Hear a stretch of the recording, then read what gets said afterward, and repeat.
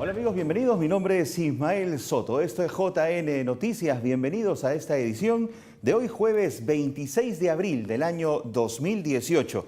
Recuerden que este programa lo ven en vivo, también en internet, en la página que aparece en la parte inferior de sus pantallas, www.jn19television.com. Vámonos sobre imágenes a la primera información que tiene que ver con esta jornada y tiene que ver con el marco de la investigación que afrontan por el presunto delito de lavado de activos por el caso Odebrecht, el expresidente Ollanta Humala y su esposa Nadine Heredia, que cumplen 9 meses en prisión.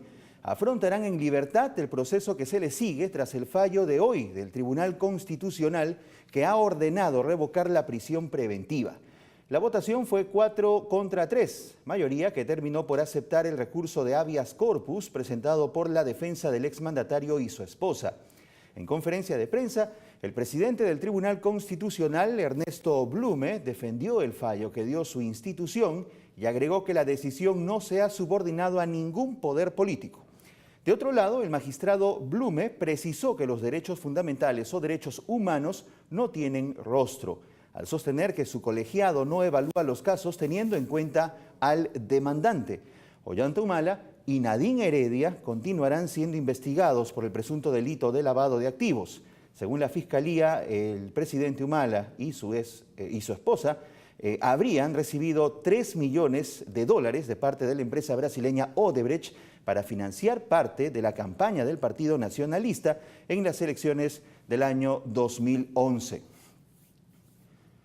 Su excarcelación podría darse en cuestión de horas, probablemente esta noche o el día de mañana durante las primeras horas del día, debido a una formalidad que se tiene que cumplir. En tanto, tenemos parte de las declaraciones del presidente del Tribunal Constitucional, doctor Ernesto Blume, quien respondió las inquietudes de la prensa sobre los votos a favor y en contra, cuyo resultado ha revocado la orden de prisión preventiva contra el expresidente Ollanta Humala y su esposa Nadine Heredia. Le puedo sostener lo siguiente. Han habido 4 magistrados que han apoyado la ponencia en el sentido de declarar fundada la demanda y 3 magistrados que han formulado votos singulares. Los votos singulares son muy respetables, revelan una posición discrepante que el tribunal y la mayoría que firmó la sentencia respeta mucho y considera que debe también publicarse y leerse, porque es un caso que tiene una serie de aristas y de complejidades.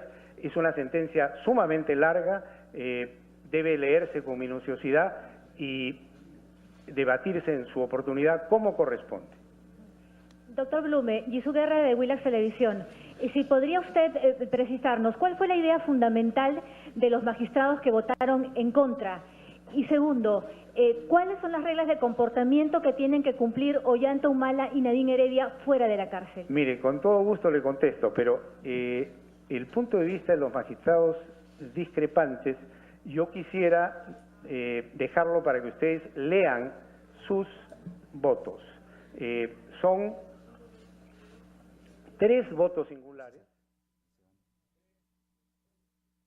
Bien amigos, estamos en nuestros estudios con Joselito Díaz Mendoza. Él es escritor, presentará en muy pocos días, mañana 27 de abril a las 6 de la tarde en el Atrio Paulino, en la librería Paulina de San Isidro, su primera obra, cuyo título es El hombre sin huesos. ¿Cómo está, Joselito? Bienvenido. Muy buenas noches, gracias por la invitación. Estoy aquí contento de ser entrevistado por tu programa y atento para responder a todas las preguntas. Confieso, no he leído todavía la obra, recién va a ser presentada mañana. La tienes en tus manos. Exacto, y te sugiero que la puedas leer en la posteridad y puedas tener una reflexión del libro, ¿no? Correcto, porque básicamente de eso se trata. Estaba leyendo el preámbulo que nos habías enviado para realizar esta entrevista y se trata de una situación en inicio bastante común, de una persona, el protagonista es una persona que de pronto ha nacido con una enfermedad que lo limita, que es discapacitado, digamos, de alguna forma.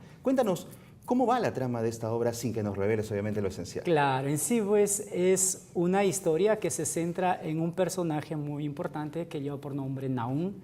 Él nace con una enfermedad, el hombre sin huesos, conocido en la posteridad, porque nace con una limitación. En ese recorrido por la vida, según las edades que va viviendo, él a un inicio pues acepta la enfermedad con total satisfacción, sin reproche, lo asimila normal, pero después en una etapa posterior él va a cuestionar por qué la vida le tuvo que dar una limitación de esa magnitud. ¿El por qué o el para qué? El por qué y el para qué justamente se revela también en el interior del libro, ¿no? Correcto. ¿Cuánto tiempo ya de haber presentado o de haber escrito esta obra? Obviamente la has tenido que corregir, verificar. Claro. Esto se presenta recién el día de mañana. Es su primera obra. Exacto. ¿Hace cuánto la escribió? Hace 5 años. Este es un trabajo de hace 5 años. En sí, pues, es todo un escribir constante, una revisión, luego dar el argumento adecuado, necesario para que así pueda llegar, para mí, llegar a las fibras del corazón del lector, ¿no? Exacto. En el preámbulo que nos has entregado, este hombre logra encontrar la curación. Claro, claro. Y a partir de ahí comienza recién la terapia. Pero hay exacto. una intervención de alguien bastante misterioso, un ser luminoso, nos dice tu preámbulo. En sí en el libro se ve la intervención del hombre luminoso, ¿no? Okay. El hombre luminoso que tiene una connotación divina, que a todo ser humano, pues, el área espiritual está siempre presente en su vida. Lo mismo está presente en la vida de Nahum, en donde ese encuentro hace que le ayude a reconocer las muchas potencialidades que puede tener aparte de su limitación interiormente, ¿no? Correcto. Gracias por la obra. La vamos a leer aquí en el área de prensa, la vamos a comentar seguramente más adelante y te tendremos para hablar ya un poco más sobre su contenido porque ya va a ser público, ustedes ya van a poder acceder a la misma. Pero cuéntanos un poco, ¿existe Nahum? Nahum sí existió, existió. Es un relato que se manifestó de manera oral a través de los tiempos hasta llegar a mi generación. Mi generación recibe, y en mi generación es donde se gesta dentro de ese momento lo que es escritores, estudiosos que empiezan, ¿no? ¿Y dónde se ubica, digamos, geográficamente, no la obra, sino el personaje real, la persona? El personaje real. ¿La historia de dónde proviene? Claro, la historia proviene justamente de donde provengo, de la Amazonía. De la Amazonía peruana. Exacto. Entonces, de ahí surge la historia, ¿no? Correcto. Digamos, ¿por qué el hombre sin huesos? Si bien es una persona que tiene una limitación física que le impide desarrollarse en muchas cosas, pues podría tal vez desarrollar talentos que le permitan seguir adelante con otro tipo de habilidades. Al menos es una situación que se da actualmente. Claro. Y de pronto es el estímulo que este sector de la población recibe para seguir adelante. Pero ¿por qué el título es Un hombre sin huesos? ¿Por qué? Porque si bien es cierto, la obra parte de un acto concreto, de una limitación física que le invalida a Nahum a realizarse como una persona común, pero da un mensaje a todas esas personas que han pasado por momentos trágicos, de heridas, vulnerabilidades, que no han podido superar y van arrastrando esas heridas que va limitando interiormente a una adecuada realización del ser humano, ¿no?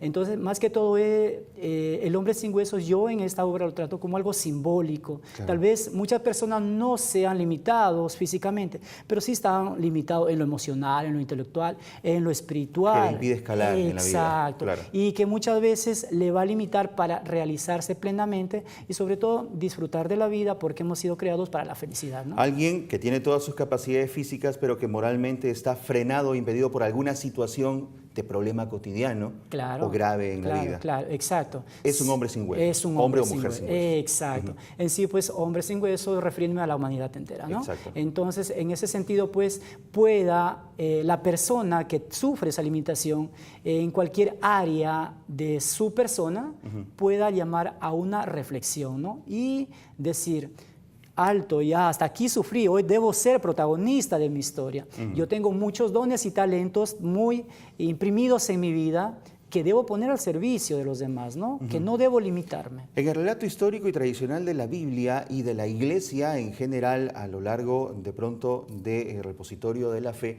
se habla también sobre personas con algún tipo de discapacidad, pero que de alguna manera han sido creados así por un fin. Por eso te hacía esa cuestión, ¿es el por qué o el para qué? Porque son dos preguntas distintas. Claro, son muy distintos. Que justamente, gracias por recordármelo, en el libro justamente, en una primera parte, está el por qué. ¿Por qué nací? ¿Por qué soy así? ¿Por qué debo estar en esta situación? Pero luego se da cuenta, el mismo personaje, que no tanto debe anclarse al por qué, sino el para qué.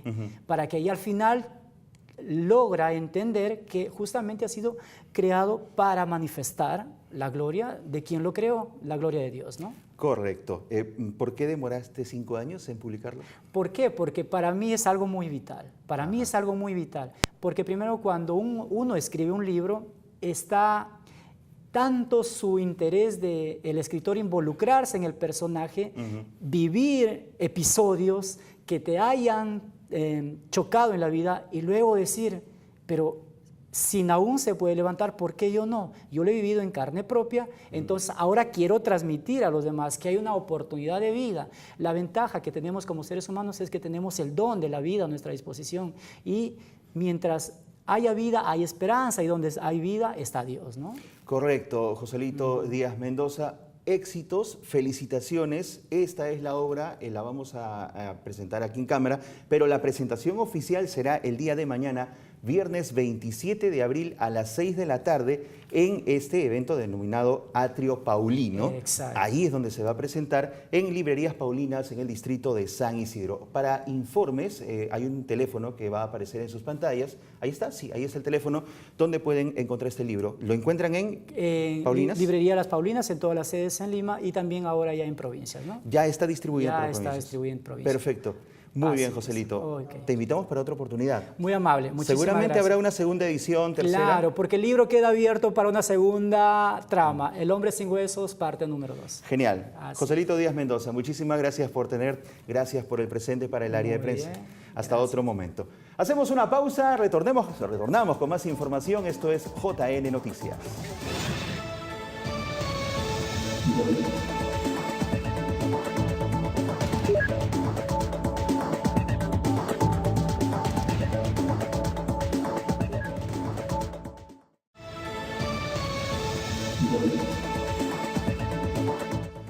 Amigos, continuamos y la Comisión Episcopal de Acción Social, CEAS, invita a toda la feligresía para reunirse este lunes 30 de abril a las 5:30 de la tarde frente a la Nunciatura Apostólica. ¿Para qué? Para unirse en oración por la paz en Siria, de la misma forma como lo ha pedido el Papa Francisco al mundo entero. Siria duele en el alma, es el enunciado que CEAS ha publicado en su página de Facebook, que es la que ustedes ven en sus pantallas, ahí está, con una vela de la esperanza y la bandera de Siria. No hay camino para la paz es el camino, es el mensaje que nos deja esta importante jornada de oración, o momento de oración que se realizará este lunes 30 de abril a las 5:30 de la tarde frente a la Nunciatura Apostólica. Siria duele en el alma, recuérdenlo.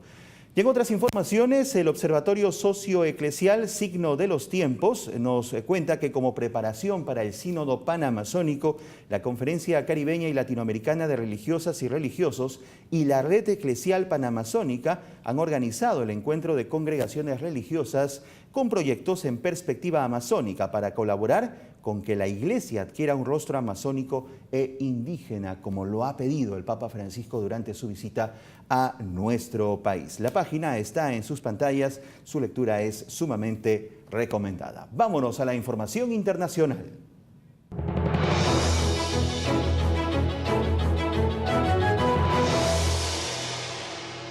Vuelven a Irak.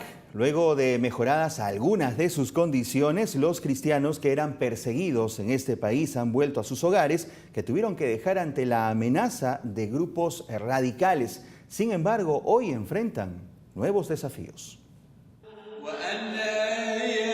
Los cristianos de la llanura del Nínive han celebrado la Pascua así.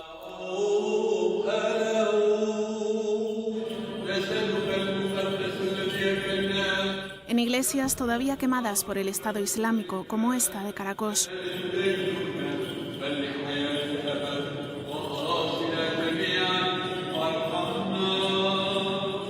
También lo han hecho así, sin miedo a caminar de nuevo por las calles de las que tuvieron que huir cuando el grupo terrorista entró para asesinarlos.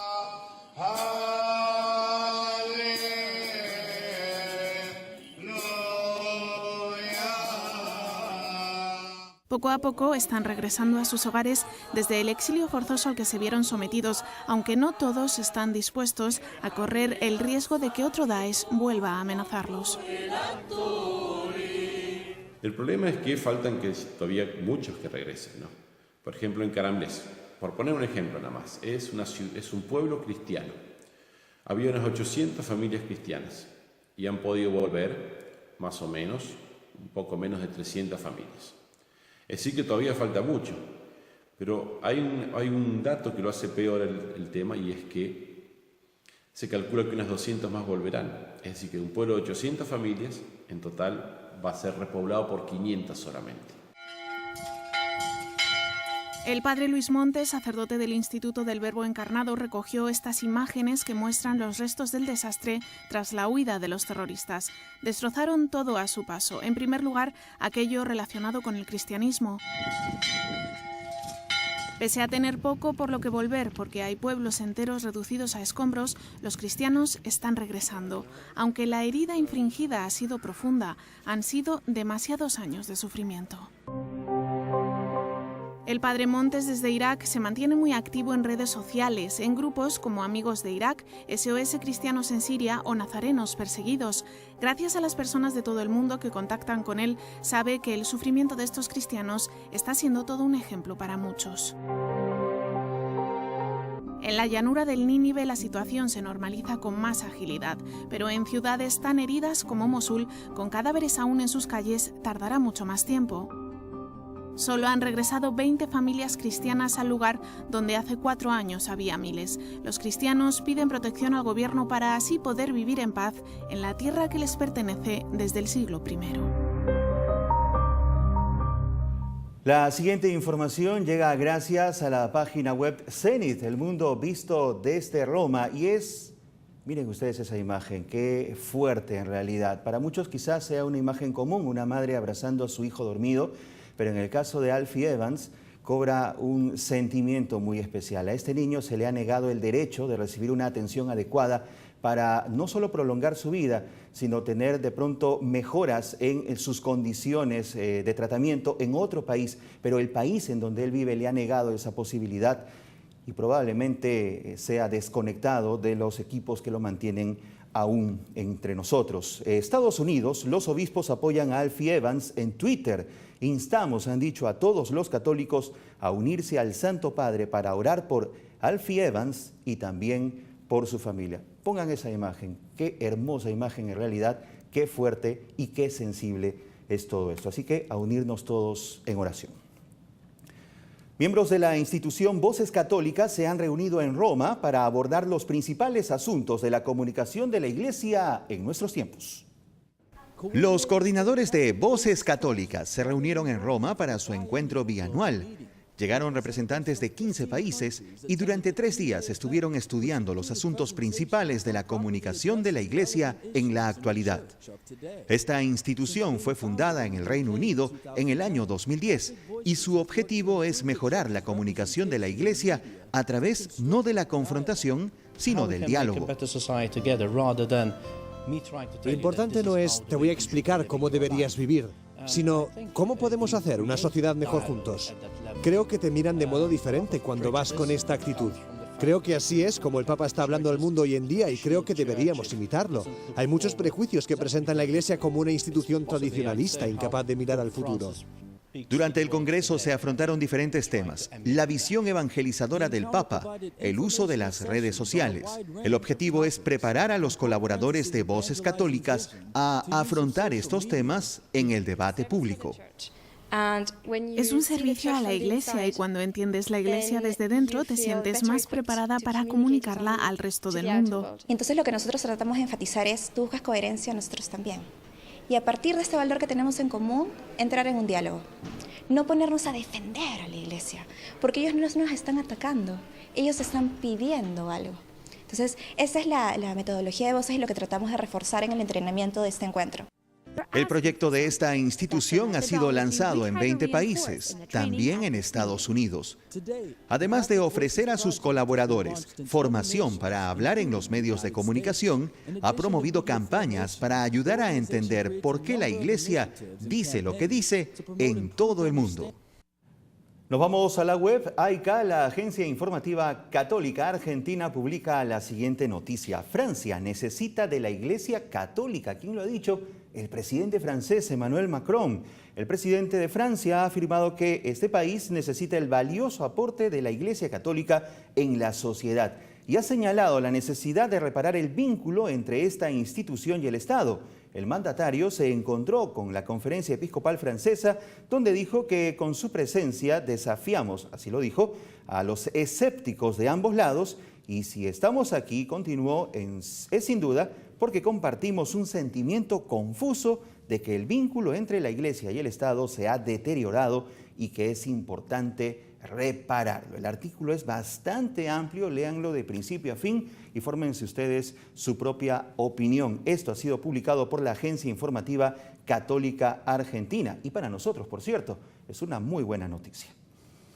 Información local, aviso de servicio a la comunidad. Atención, se hace de conocimiento público que los días 25, ayer, 26, hoy y mañana, 27 de abril, el apostolado de damas y caballeros de San Judas Tadeo de la parroquia Santísima Cruz de Chiclayo, atención Chiclayo, celebra sus festividades de medio año.